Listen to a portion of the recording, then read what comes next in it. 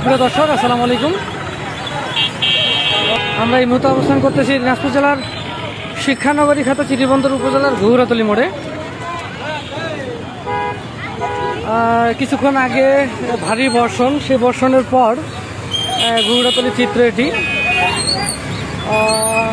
একদিকে স্কুল ছুটি এবং একদিকে শিক্ষা প্রতিষ্ঠানগুলো ছুটি দিয়েছে, অন্যদিকে সাধারণ মানুষ যে চলাচল করতেছে।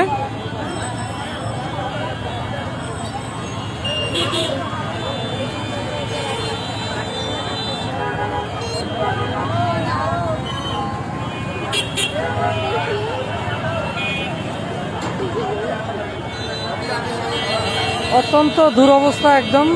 এখান থেকে আসলে পানি নিষ্কাশনের কোনো ব্যবস্থা না থাকায় ছাত্রছাত্রীরা এইভাবেই তারা এই জলাবদ্ধতা থাকার পরও তারা খুব কষ্টে আসলে যাতায়াত করতেছে।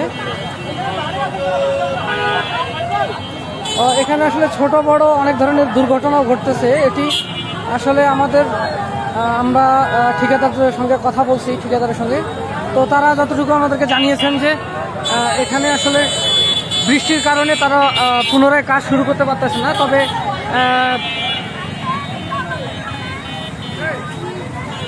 এখানে সড়ক বিভাগের গাড়ি এসে কিছুটা ইট বিছিয়ে চেষ্টা করতেছে এখানে যাতায়াতের সহজ করার জন্য। এখানে আসলেই একদম যাওয়া আসার অনুপযোগী হয়ে গেছে এই ঘুঘরাতলী মোড়টিতে। আপনারা জানেন যে দিনাজপুর জেলার শিক্ষানগরী খ্যাত চিরিবন্দর উপজেলা এবং চিরিবন্দর উপজেলার যে প্রাণকেন্দ্র ঘুঘরাতলী, এই ঘুঘরাতলীতেই প্রায় 50টির অধিক শিক্ষা প্রতিষ্ঠান রয়েছে, যেগুলো ছুটি দিলেই এখানে একটা খুব বাজে অবস্থার সৃষ্টি হয়। এখানে একটু যদি আপনাদেরকে দেখাই, এদিকে আমাদের মুক্ত খবরের সাংবাদিক গোলাম মোস্তফা নীরব, সে চেষ্টা করতেছে। এখানে একটি পাইপ আছে পানি নিষ্কাশন, এই যে এই পাইপটা আসলে ভরে যাওয়ার কারণে পানি নিষ্কাশন ব্যাহত হচ্ছে, পানি যাইতে পারতেছে না।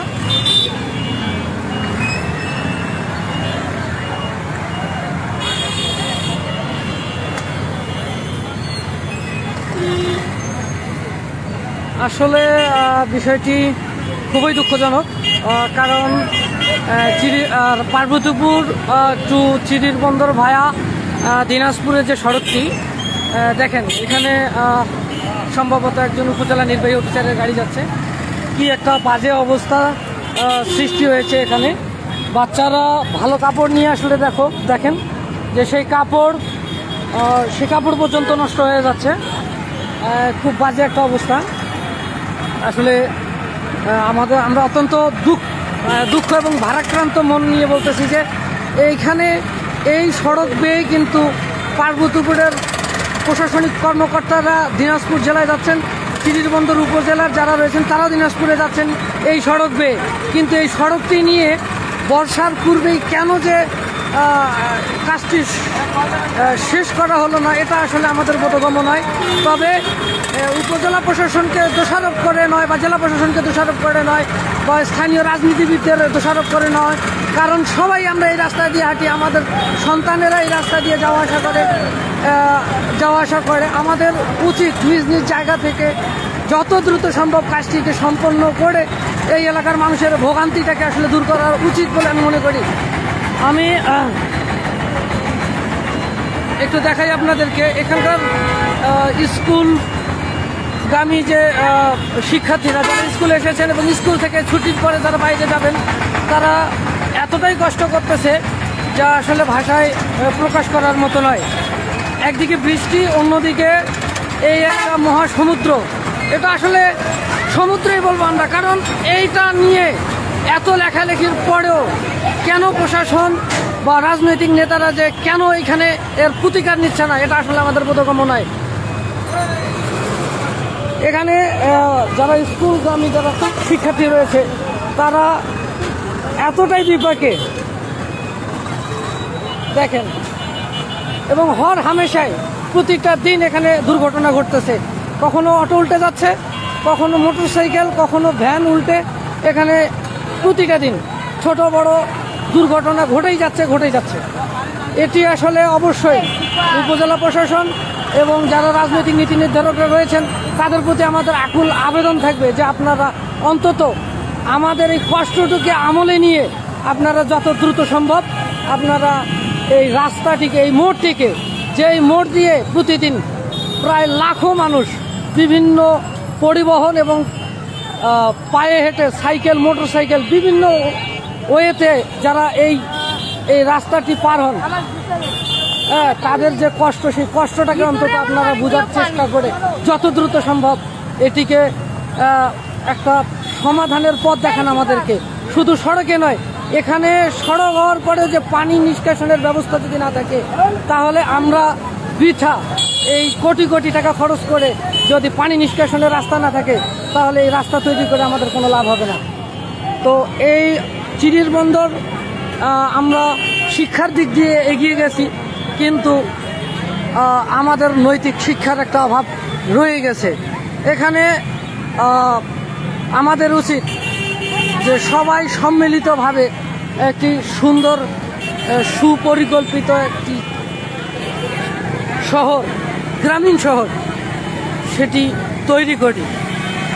আপনারা দেখেন যে এখানে আসলে মানুষ কতটা ঝুঁকি নিয়ে যাচ্ছে, এবং এই যে বাচ্চারা দেখেন, তাদেরকে রেগুলার এইরকম যদি পানি মারিয়ে তারপরে বাড়ি যেতে হয় তাহলে তো তারা আসলে কি বলবো, এই বলার মতো আর কিছু নেই। কারণ এরা শুধু রাস্তাটা পার হওয়ার জন্য এখানে দাঁড়ায় আছে 15 মিনিট ধরে। এই রাস্তাটুকু পার হবে কিভাবে তারা এইটাই চিন্তা করতেছে এতক্ষণ ধরে। আপনারা দেখেন সামান্য বৃষ্টিতে, সে বৃষ্টির পানি নিষ্কাশনের জন্য যে ব্যবস্থাটুকু করা হয়েছে এটি আসলে খুবই নগণ্য। কারণ এতটা এলাকা জুড়ে যে পানি, সেই পানিগুলো এই পাইপ দিয়ে আসলে বেয়ে যাওয়া সম্ভব নয়। কারণ এখানে দেখেন যে অনেক ময়লা, এই ময়লাগুলো যখন এই পাইপের মধ্যে যাচ্ছে সেখানে আসলে পানি যাওয়ার মতো কোনো অবস্থা থাকতেছে না। এখান থেকে পানি নিষ্কাশন করা খুবই দুরূহ। কাজেই আমি চিরির বন্দর উপজেলা প্রশাসন, পার্বতীপুর উপজেলা প্রশাসন, দিনাজপুর জেলা প্রশাসনের কাছে আমাদের আকুল আবেদন থাকবে, আপনারা যত দ্রুত সম্ভব এই সড়কটিকে দ্রুত সংস্কার শেষ করে আমাদের কষ্টটাকে লাঘব করবেন, এতটুকু প্রত্যাশা রাখি আপনাদের কাছে আমরা।